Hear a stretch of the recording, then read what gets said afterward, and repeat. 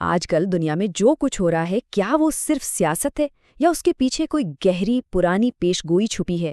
آج ہم ایک ایسے ذریعے پر نظر ڈالیں گے جس کا دعویٰ ہے کہ ہماری دنیا کی موجودہ جغرافیائی سیاست دراصل دجال یعنی اینٹی کرائسٹ کی آمد کی تیاری ہے۔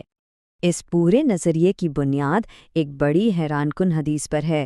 اس میں کہا گیا ہے، جب دنیا دو واضح خیموں میں بٹ جائے، ایک خالص ایمان کا جس میں ذرا بھی منافقت نہ ہو اور دوسرا منافقت کا جس میں ایمان کا نام و نشان نہ ہو، تو بس دجال کا انتظار کرو۔ اب یہ کوئی چھوٹا موٹا دعویٰ تو ہے نہیں، تو آئیے دیکھتے ہیں کہ یہ نظریہ اسے ثابت کیسے کرتا ہے۔ تو یہ دنیا کی تقسیم آخر دکھے گی کیسی؟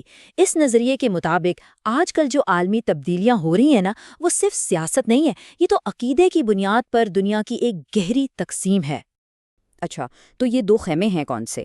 ایک طرف ہے اہل ایمان، یعنی وہ لوگ جن کا ایمان بالکل خالص ہے، منافقت سے پاک، اور دوسری طرف ہے منافقین، جن کے بارے میں کہا جاتا ہے کہ ان میں سچا ایمان ہے ہی نہیں۔ اس ماخذ کے لیے یہ کوئی عام سیاسی گروپنگ نہیں ہے، بلکہ یہ ایک روحانی صف بندی ہے جو صدیوں پرانی پیشگوئی کو پورا کر رہی ہے۔ تو سوال یہ ہے کہ اس منافقین کے خیمے میں ہے کون؟ دیکھیے، یہ ماخذ ایک نئے اتحاد کا ذکر کرتا ہے جسے وہ بورڈ آف پیس کہتا ہے، اور اس میں جو ممالک شامل ہیں ان کے نام سن کر شاید کچھ لوگوں کو حیرت ہو۔ ہم بات کر رہے ہیں سعودی عرب، متحدہ عرب امارات، پاکستان اور ترکی جیسی بڑی مسلم طاقتوں کی۔ اس نظریے کے مطابق اس اتحاد کا اصل مقصد اسرائیل کی پوزیشن کو مضبوط کرنا ہے۔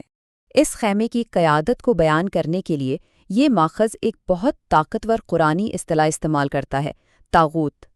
طاغوت کا مطلب ہے وہ جو اپنی حدوں سے نکل جائے، خدا کی نافرمانی کرے اور دوسروں کو بھی ایسا کرنے پر مجبور کرے۔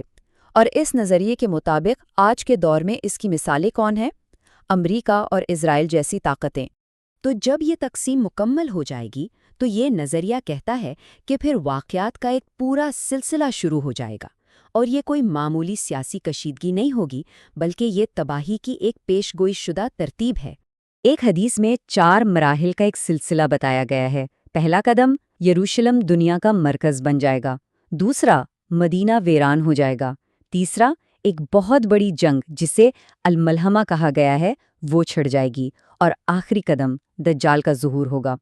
اس تشریح کے مطابق یروشلم پر جو آج کل پوری دنیا کی توجہ ہے نا، وہ اسی سلسلے کا پہلا قدم ہے۔ اچھا، تو اس سلسلے میں اگلا کیا ہوگا؟ یہ ماخذ ایک اور پیشگوئی کی طرف اشارہ کرتا ہے جس میں ایک خاص ترتیب بتائی گئی ہے۔ سب سے پہلے فارس یعنی آج کا ایران، اس کی تباہی، اور اس کے ٹھیک بعد پورے عرب دنیا میں ایک افراتفری کا عالم۔ ایران کے ساتھ اس ممکنہ جنگ کی جغرافیائی اہمیت بہت زیادہ ہے۔ سوچیں ذرا، یہ پیشگوئی کی گئی ہے کہ آبنائے ہرموز، جہاں سے دنیا کی تقریباً 37% تیل کی سپلائی گزرتی ہے، وہ بند کر دی جائے گی۔ اس کا مطلب ہے پوری عالمی معیشت مفلوج ہو سکتی ہے۔ یہ سارے واقعات، یہ ساری تباہی ایک مرکزی شخصیت کی آمد کی طرف لے جا رہی ہے، دجال کی۔ اور اس نظریے کے مطابق یہ انسانی تاریخ کا سب سے بڑا، سب سے کڑا امتحان ہوگا۔ تو یہ دجال ہے کون؟ اسلامی عقائد کے مطابق دجال جھوٹا مسیحا یا اینٹی کرائسٹ ہے۔ یہ ایک بہت طاقتور دھوکے باز ہے جو قیامت سے ٹھیک پہلے ظاہر ہوگا اور لوگوں کو گمراہ کرنے کی کوشش کرے گا۔ روایات میں دجال کی ایک بہت خوفناک تصویر ملتی ہے۔ وہ جسمانی طور پر بھی عجیب ہوگا، ایک آنکھ والا، اور اس کے ماتھے پر کافر لکھا ہوگا جسے صرف ایمان والے ہی پڑھ سکیں گے۔ لیکن اس کی اصل طاقت اس کا فریب ہوگا۔ وہ موسم کو کنٹرول کرنے اور یہاں تک کہ مردوں کو زندہ کرنے کا دعویٰ کرے گا، اور اپنے ماننے والوں کو ایک جھوٹی جنت دکھائے گا۔ وہ پوری دنیا کا چکر لگائے گا، لیکن ایک شہر، مدینہ، ہمیشہ اس کی پہنچ سے دور رہے گا۔ لیکن اس گہرے اندھیرے اور فریب کے بیچ پیشگوئیوں میں امید بھی ہے۔ 2 عظیم شخصیات کا ظہور ہوگا جو دجال کا مقابلہ کرنے کے لیے آئیں گی۔ ان میں سے پہلے ہیں امام مہدی، ایک نجات دہندہ جو دنیا کو برائی اور ظلم سے پاک کرنے کے لیے آئیں گے۔ ان کا نام محمد بن عبداللہ ہوگا اور وہ مسلمانوں کو اکٹھا کر کے انصاف قائم کریں گے۔ یہ ماخذ آخری مقابلے کا ایک بہت ڈرامائی منظر پیش کرتا ہے۔ ذرا تصور کریں، امام مہدی دمشق میں اپنی فوجوں کی قیادت کر رہے ہیں۔ عین فجر کی نماز کے وقت ایک معجزہ ہوتا ہے۔ حضرت عیسیٰ ابن مریم علیہ السلام آسمان سے اترتے ہیں۔ حدیث کے مطابق حضرت عیسیٰ ایک منصف حکمران کے طور پر واپس آئیں گے۔ وہ صلیب کو توڑیں گے، خنزیر کو ہلاک کریں گے اور جزیہ ٹیکس کو ختم کر دیں گے، جو ایک نئے دور کی شروعات ہوگی۔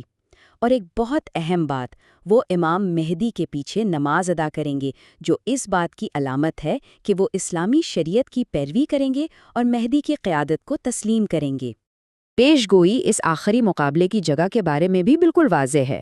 یہ ہوگا باب لد کے دروازے پر، جو آج کے تیل ابیب کے قریب ہے۔ وہیں پر حضرت عیسیٰ کا سامنا دجال سے ہوگا، اور کہا جاتا ہے کہ دجال انہیں دیکھتے ہی ایسے پگھل جائے گا جیسے پانی میں نمک، اور پھر حضرت عیسیٰ اسے قتل کر دیں گے۔ دجال کی شکست ایک بہت بڑا واقعہ ہے، لیکن یہ قیامت کی 10 بڑی نشانیوں کے سلسلے کا صرف ایک حصہ ہے۔ دجال کے خاتمے کے بعد پیشگوئی کہتی ہے کہ قیامت کی آخری نشانیاں ایک کے بعد ایک تیزی سے ظاہر ہوں گی۔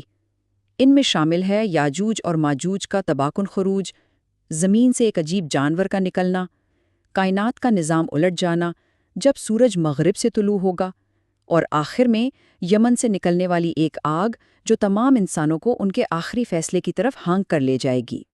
تو ان تمام پیشگوئیوں کے بعد ہم آخر کس نتیجے پر پہنچتے ہیں؟ یہ نظریہ ایک بہت طاقتور حتمی پیغام پیش کرتا ہے۔ اس نظریے کا جو نچوڑ ہے وہ یہ ہے کہ آج دنیا میں جو کچھ ہو رہا ہے، یہ نئے اتحاد، یروشلم پر یہ توجہ، دنیا کی یہ تقسیم، یہ سب کوئی اتفاقی سیاسی واقعات نہیں ہیں، بلکہ یہ انسانی تاریخ کے آخری باب کے لیے ایک خدائی منصوبہ بندی کا حصہ ہیں۔ اور یوں یہ پوری تشریح ایک بہت ذاتی اور فوری سوال پر آ کر ختم ہوتی ہے۔ یہ معاملہ صرف عالمی سیاست کا نہیں ہے، بلکہ یہ ذاتی ایمان کا ہے۔ تو سوال یہ چھوڑا گیا ہے، اس عظیم تقسیم میں ایک انسان کس خیمے میں کھڑا ہوگا؟